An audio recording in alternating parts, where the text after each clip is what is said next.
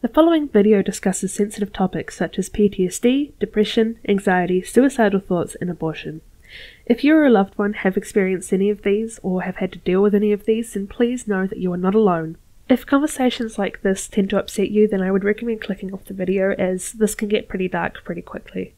That being said, I hope you're in a safe space tonight, and I'll be linking below a couple of resources and numbers that you can contact in case you need help.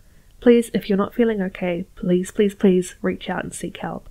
You can also find me on Cirrus's Discord, linked below, and I'm more than happy to talk to you about such matters. Let's start the video.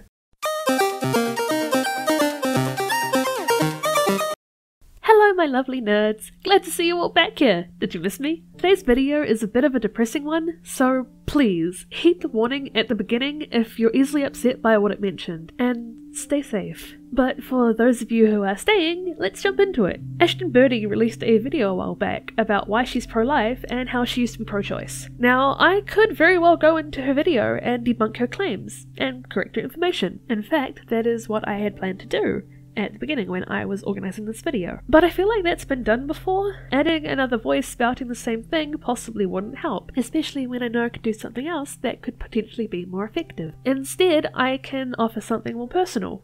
My own story. Something in Ashton's video really hit home, specifically at the end of her video. I'll play the clip back for you now, and then I'll respond with my own personal take. What about the women? One thing pro-life people never address is the women who suffer post-abortions. What Planned Parenthood and other abortion industries don't tell young women is that when you get an abortion, you are forcing your body through the same pain and trauma as a miscarriage. Please keep in mind that any of the experiences I talk about are from my own personal standpoint in the healthcare system in New Zealand. Now, whilst I do not know for certain if it is the same way in America, in fact I may be completely wrong, from what I have researched and what I've been told by people who have also gone through it, it seems to be a very similar experience. When I went in for my abortion, I was told about the repercussions. I was told that it was forcing my body into a miscarriage and that that's how my body would take it. Before I was allowed to get an abortion, I had to speak to 2 different psychiatrists and 3 doctors to make sure that I was mentally sound enough to go through with this and that I would get the support I needed afterward. Now, I know for a fact that particular part of it doesn't happen in America, and for that I'm incredibly sorry because it should be part of it. The help that I got during that time and the support that I got from the medical system as well as from my friends and family ensured that I didn't do anything stupid. That being said, let's carry on with this. Average woman temporarily suffers from physical pain. Average woman permanently suffers from depression, PTSD, anxiety, and even suicidal thoughts. Her body and her mind are literally drowning themselves in hormones and chemicals linked to depression, anxiety, PTSD, and even thoughts of suicide. I'm actually really glad that Ashton brought up this particular point because a lot of people seem to not realize that that is a big part of getting an abortion. When you get an abortion, your body literally goes into a miscarriage and it freaks out because, you know, that's not supposed to happen. But it is a normal thing. It's an ingrained part of your psyche. It's not something that generally can be stopped or controlled. And it can have long-term effects, which is why it's even more important for those who have gone through an abortion to get the support they need after their abortion and to not have to deal with all of this kind of bullshit.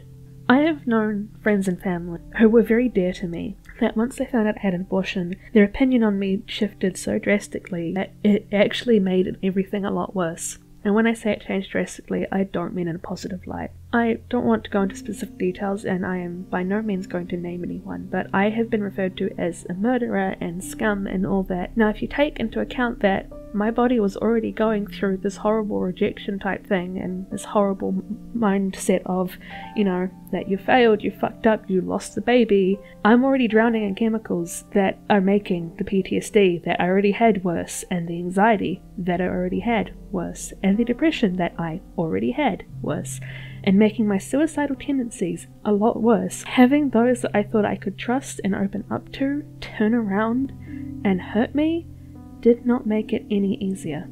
Let's carry on.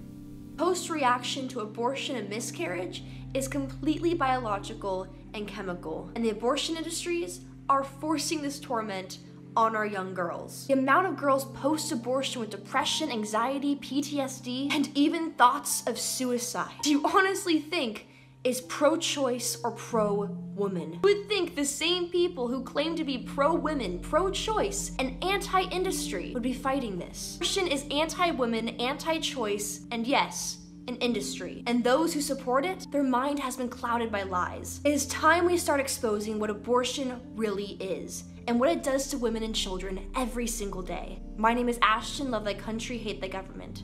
Be seeing you. That is the end of Ashton's video.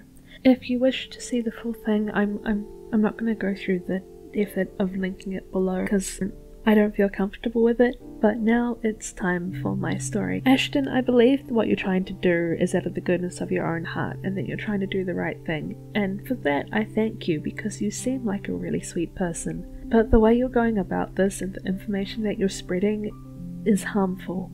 It will get people killed. Within the first few weeks of my new relationship with my now fiance, I started experiencing some complications. I was in a lot of agony and I couldn't get out of bed. I couldn't keep anything down. I was just ill. Something was incredibly wrong.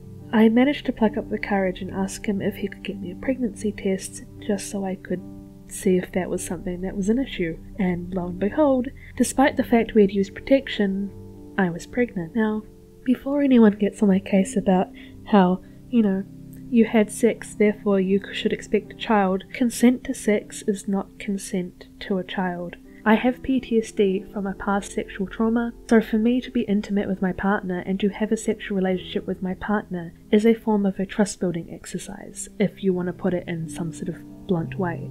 So no, I'm not having sex for consenting to have a child. I'm not having sex for pure enjoyment. It's part of me getting over my trauma. It's getting into a better relationship and a deeper relationship with my partner. Once we found out that I was pregnant, we panicked because we weren't in the best financial situation, and I certainly wasn't in the best mental situation at that time. I was already suicidal. We made the decision to go to family planning and to talk with them about the options. Before we had made up our mind, I got sent away for an ultrasound as they were incredibly concerned about the amount of pain that I was in and my symptoms that I was showing that weren't normal for that stage of a pregnancy. It was found out that I have a condition that, without going into too much detail, is essentially a deformity of my uterus, meaning I can't carry children. I mean, technically speaking, I can, but I will die, and the child will not survive. Now, I've grown up in a large family, and I've always looked forward to, in the future when I'm older, having children at some point,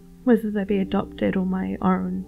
I didn't really mind, but I'd always kind of wanted to have my own. Finding out I didn't have a choice and that it was a life and death situation absolutely killed me. I'm pro-choice because I didn't have a choice. Now, in saying that, the doctors still had me go to 2 different psychiatrists and 3 doctors to ensure that I was certain about this decision and to ensure that I was going to get the support I needed to prevent me from doing anything stupid. I was explained through the entire process of both options I was given abortion-wise once we had decided that abortion is the route we wanted to go.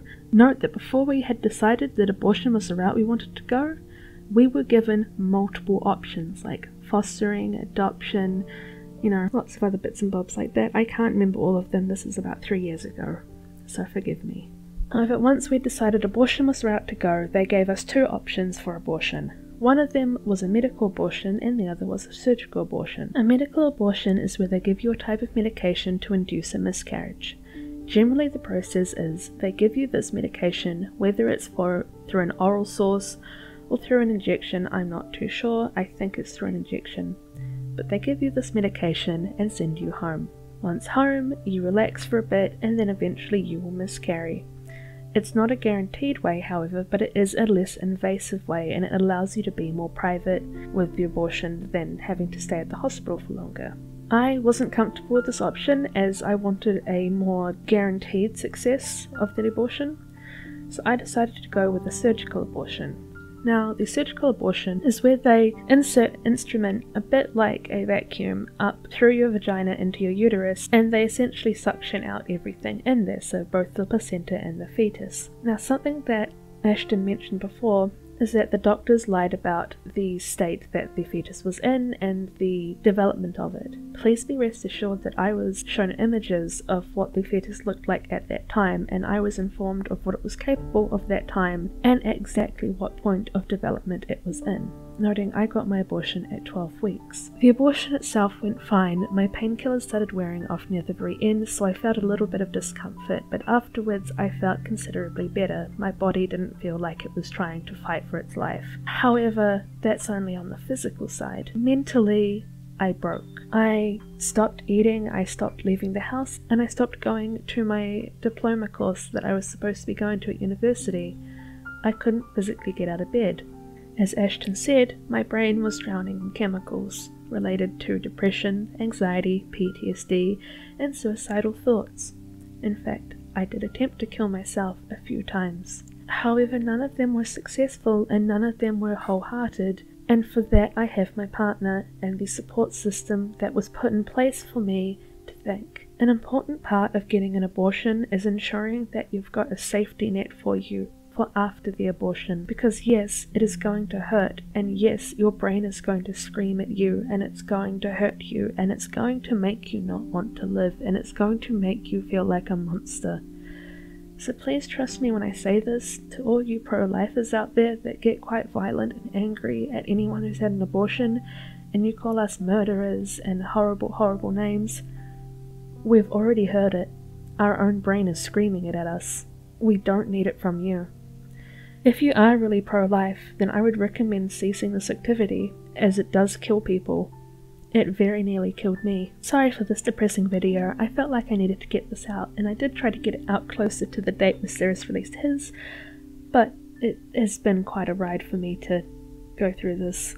I'm still dealing with the after effects of the abortion 3 years down the line, and it still hurts to this day. This video was also partially made in honor of the child that I lost. Their name is Alex. Thank you so much if you've stuck this far through. Be sure to like and subscribe, and maybe even drop a comment about your own personal experiences. I'd love to have a discussion in the comment section. Thanks for watching. See ya!